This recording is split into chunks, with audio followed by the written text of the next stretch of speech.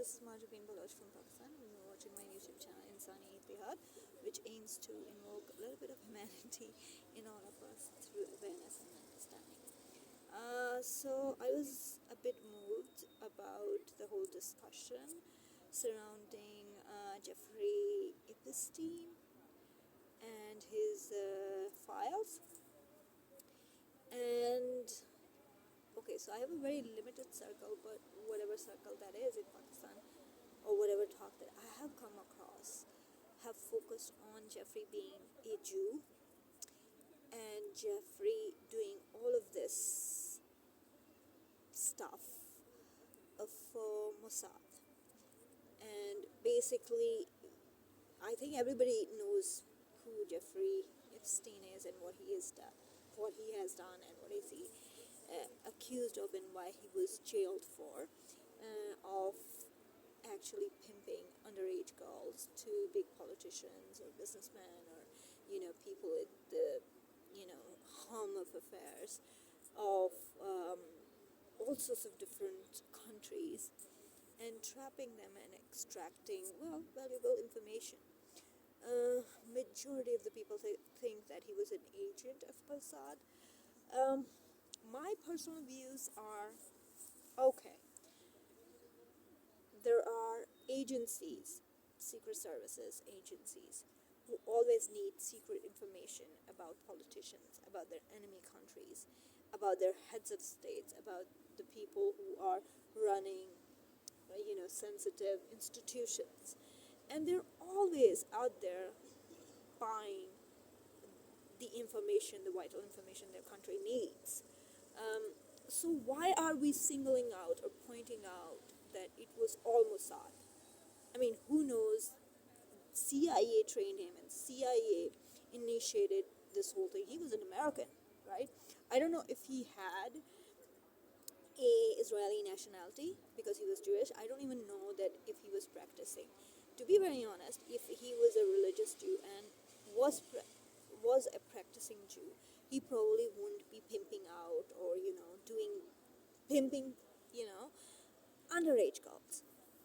Why I say this is because after Matan Torah, as far as I know, as far as my knowledge is concerned, both prostitution and pimping is actually forbidden, and it's a sin. And if some of the people have quoted, because they have apparently studied Judaism and stuff, so they quote or they reference Judah and Tamar's relationship. Judah was the father-in-law, and Tamar was twice widower of his sons. So there was an incident that he went out to look for prostitutes for I don't know what. But that incident, Judah and Tamar, that was before Matan Torah, right? So when Torah was given, a convent or a marriage between the Israelite and Hashem, and this you can say ketubah or Torah, eternal bond of commitment or mitzvot. After receiving that, I probably think if you're a practicing Jew, won't be pursuing that prostitution as a profession or pimping as a profession. So I don't think he was a practicing Jew. So I don't think dragging Judaism into it would help explain. Dragging Mossad into it, did Mossad buy any information that he had? Maybe, but I mean, did he worked for Mossad full time as an agent? I don't think so. These kind of people don't do that. These power hungry, money hungry people don't do that. So he probably would be working with all the intelligence agencies of the world. If Raw needed any research and analysis wing of India would have needed any information, they would probably know where to go and whom to contact, either the underworld mafia of Russia, or the underworld mafia of Russia, or the underworld mafia of any other country, who are famous for having getting secret information, valuable information, and they buy it all the time. So, in case of Jeffrey Epstein, obviously he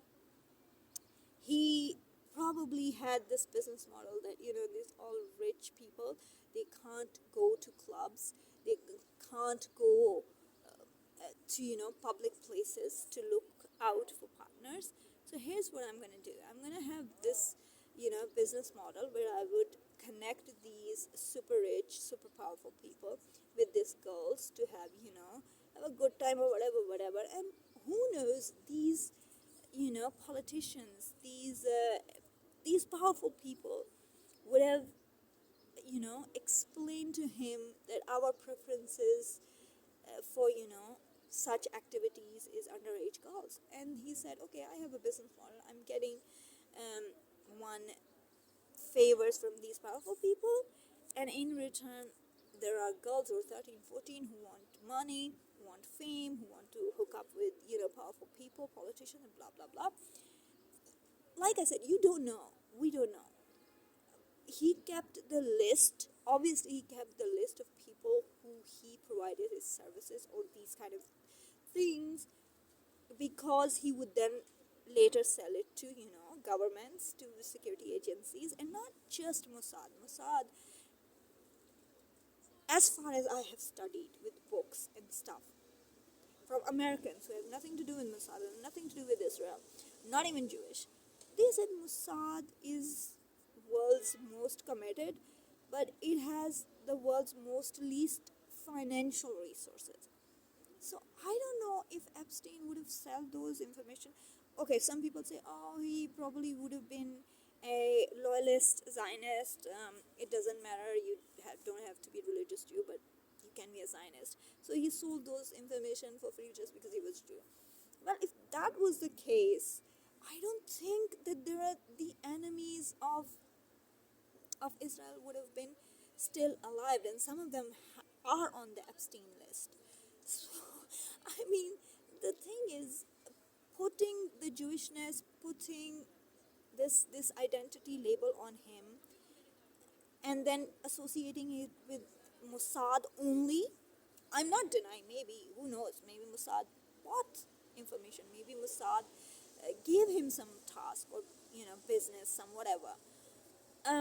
But I think any other agency of the world could have done the same. KGB, MI6, MI9, CIA, ISI of Pakistan. Who knows?